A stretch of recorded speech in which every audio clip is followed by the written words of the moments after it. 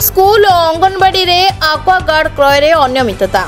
सरकार स्कूल छात्र छात्री सकाशे शुद्ध पानीय जल निमंते कोटी कोटी टंका खर्च करुछंती, किंतु वास्तव में यह सुविधा पिलांक निकट में पहुंची पारनाही।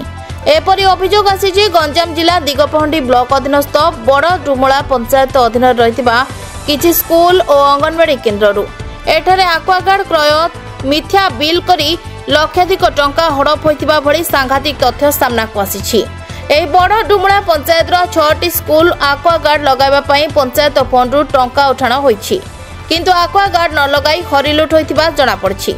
एने 18 number ward member Shivram Gaud समेत स्कूल प्रधान शिक्षक और ग्रामवासी एवं अंगनवाड़ी सहायक प्रमुख अभियोग आनिछंती। सूचना अधिकार तथ्य अनुसार ब्रह्मपुर खोड़ासिंगी स्थित जाकुआ भेंजूर ठारू उभय सरपंच और पंचायत निर्वाही अधिकारी 16 गोटी आक्वागार्ड क्रय बिल अणा जाइछि, किंतु वास्तव में एथिरे अनियमितता करा जाई टंका हड़प करा जाइछि। यार तदंत करा जाई कार्यानुष्ठान सकाशे साधारण दाबी होइछि।